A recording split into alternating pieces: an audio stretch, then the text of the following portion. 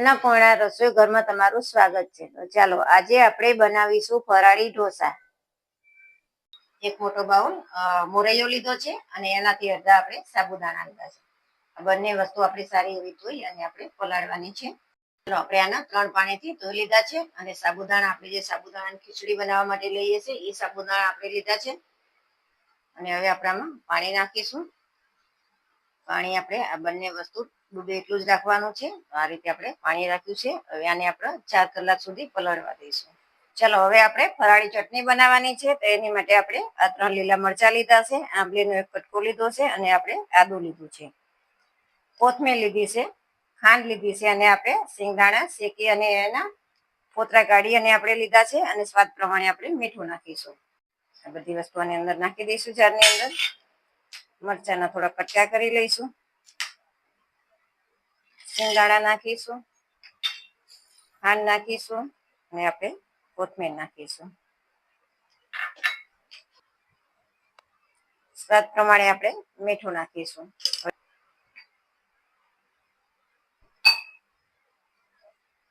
ચાલો હવે આપણે આમાં 2 ચમચી જેટલું પાણી નાખી અને હવે આપણે ચટણી બની ગઈ છે. હવે આપણે કાઢી લઈશું.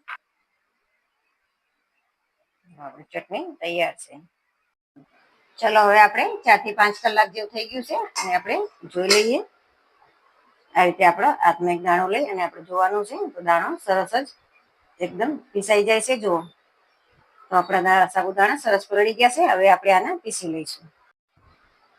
ચલો હવે આપણે પીસી લઈશું. તો એની માટે આપણે આ રીતે ગળણીની મદદથી ડાયરેક્ટ લઈ લેવાનું, એટલે જો પાણી બધું નીકળી જશે. આ રીતે આપણે અત્યારે નાનો જાર લીધો છે. તમારા મોટો વધારે હોય તો મોટો જાર લેવો હોય તો એ પણ તમે લઈ શકો છો.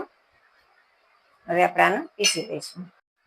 હવે આપણે આની અંદર લીલા મરચા નાખવાના છે અને આપણે આદુના કટકા નાખવાના છે. આપણે આમાં લાલ મરચાનો ઉપયોગ નથી કરવાનો, એટલે આપણે 4 મરચા લીધા છે. એટલે થોડાક કરીને આપણે બધા બે વખત આપણે આ પીસાશે તો 2 વખતમાં આપણે થોડાક નાખીશું. આપણે 1 ચમચો આમાં દહીં નાખીશું અત્યારે. હવે આપણે પીસી લઈશું. ચાલો હવે આપણે જોઈ લઈએ. આ રીતે આપણે જોઈ લેવાનું. તો એકદમ લીચું છે, એટલે આ રીતે એકદમ લીચું આપણે પીસવાનું છે. તો આ રીતે આપણે બધું પીસી લઈશું. આ રીતે આપણે બધું પીસી લીધું છે. જુઓ અત્યારે હજી ઘટશે. આપણે આમાં થોડુંક પાણીની જરૂર પડશે. પહેલા આપણે મસાલા કરી લઈએ.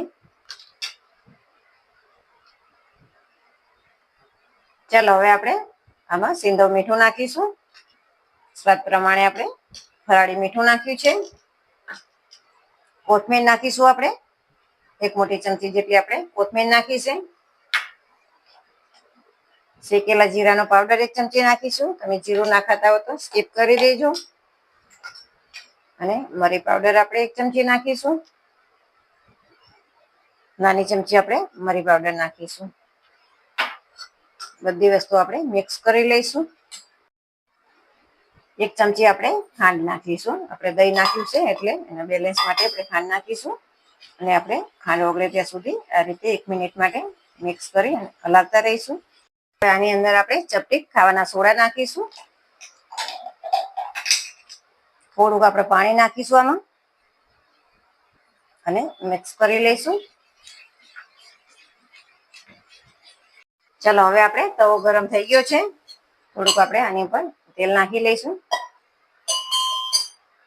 અને આપણે આ રીતે કપડેથી સરસ એવો લૂછી દેવાનો છે, એટલે તમારી ઢોસા તરત જ ઉકળી આવે.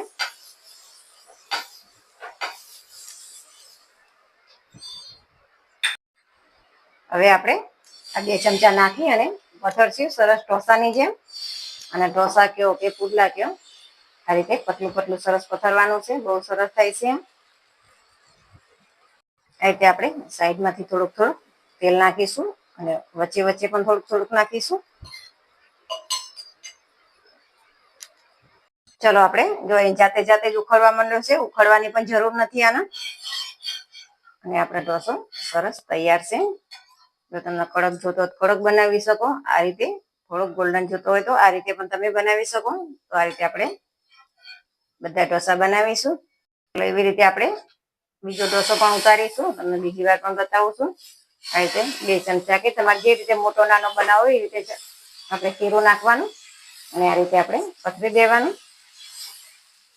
ચલો આની અંદર જો જારી કેવી સરસ પડી છે અને જો આ રીતે ઉપરથી આપણને લાગે ગોલ્ડન જેવું એટલે આપણો ઢોસો સરસ તૈયાર થઈ ગયો છે. અને આને આપણે ઉકળવાની પણ જરૂર નથી. જો ક્રિસ્પી અને મસ્ત આપણા ઢોસા છે. આ રીતે આપણે બધા બનાવી લઈશું. આપણા ઢોસા તૈયાર છે. મીઠા દહીં અને ચટણી જોડે આપણે સર્વ કર્યા છે. જો આજે ક્રિસ્પી અને સરસ થયા છે. તમે પણ આ રીતે ઘરે બનાવી અને જોજો, બહુ મસ્ત બને છે. અને પછી અમને કોમેન્ટમાં જણાવજો તમારે પણ કેવા ઢોસા બને છે. તો તમને આ રેસીપી વિડીયો ગમ્યો હોય તો લાઈક કરો, શેર કરો અને સબસ્ક્રાઈબ કરવાનું ભૂલતા નહીં.